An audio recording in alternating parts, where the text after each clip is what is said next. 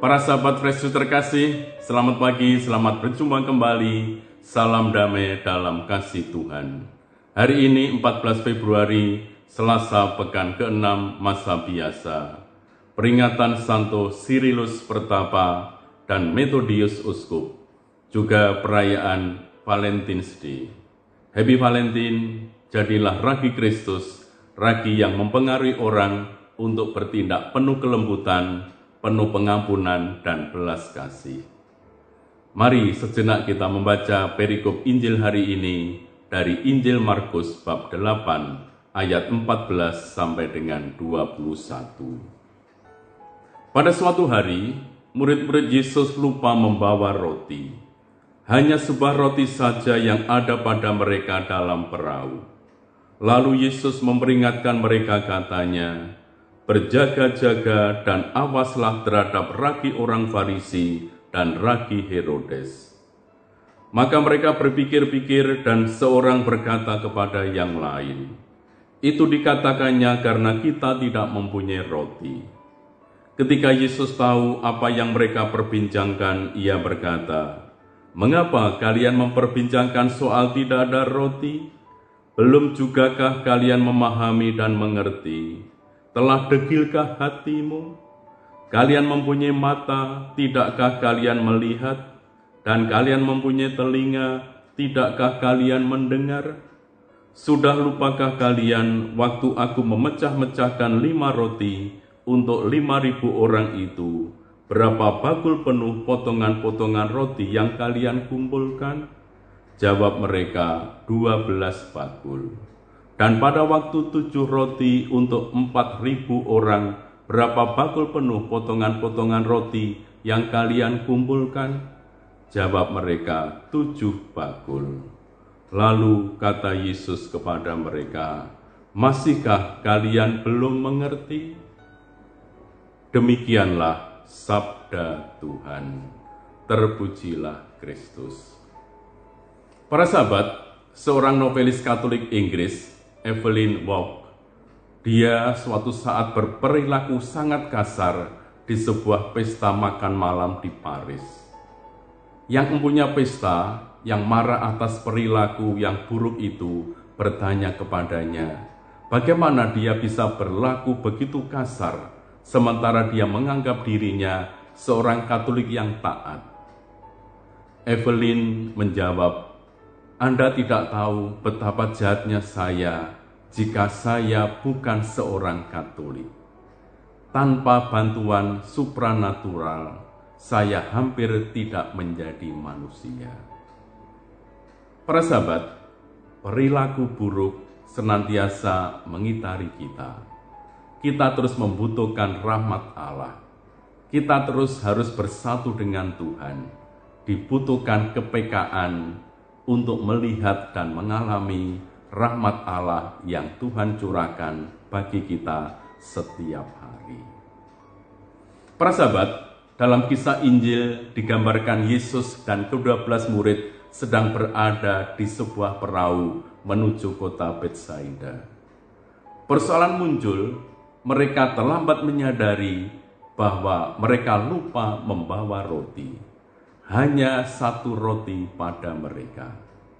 Bagi mereka yang hidup dalam zaman itu, roti adalah makanan pokok. Tentulah sebuah persoalan besar ketika mereka berlayar tanpa membawa makanan. Tentu Yesus mengetahui kealpaan mereka membawa roti. Tapi Yesus tidak menanggapi ketiadaan roti. Yesus justru memberikan sebuah pengajaran, yaitu agar para murid berhati-hati dan waspada terhadap ragi orang Farisi dan ragi Herodes. Lalu Yesus memperingatkan mereka, katanya, "Berjaga-jagalah dan awaslah terhadap ragi orang Farisi dan ragi Herodes." Nah, di dalam perikop Injil lainnya, misalnya Lukas 13, 20-21, dan juga Matius bab 31 ayat 33, Yesus menggunakan perumpamaan ragi untuk menunjukkan kekuatan tentang ajarannya. Namun di sini Yesus menggunakan kata ragi untuk menunjukkan sikap yang buruk, suatu prinsip kerusakan moral. Ragi dari orang-orang Farisi adalah kepura-puraan dan kemunafikan. Mereka secara berlebihan memperhatikan hal-hal lahiriah dalam hidup keagamaan, tetapi seringkali mengabaikan hal-hal rohani yang mendasari hidup yang lebih penting. Sementara ragi Herodes adalah semangat keduniawian yang dikuasai dengan kesenangan-kesenangan serta ambisi politik. Kepura-puraan orang Farisi dan juga sifat keduniaan Raja Herodes mengurai kehidupan ini, memancar keluar dari ambisi pribadi mereka adalah ragi yang meracuni adonan bangsa Israel dari dalam dan kemudian merusakkannya. Maka Yesus memperingatkan para murid tentang bahaya-bahaya ini. Sesungguhnya ini adalah pesan yang sangat penting. Para murid harus selalu waspada terhadap ragi orang Farisi dan ragi Herodes. Ragi merupakan simbol menularnya kuasa-kuasa jahat itu. Rasul Paulus pernah berkata, ragi yang sedikit membuat seluruh adonan mengembang.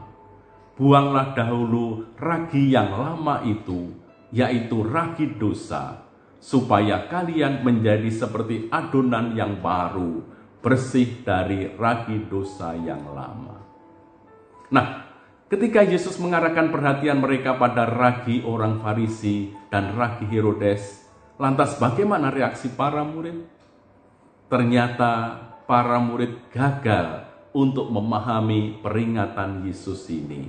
Dan mereka berpikir bahwa Yesus bermaksud menyindir mereka yang pada waktu itu tidak membawa bekal roti. Nampaknya mereka hanya mendengar peringatan Yesus sambil lalu saja.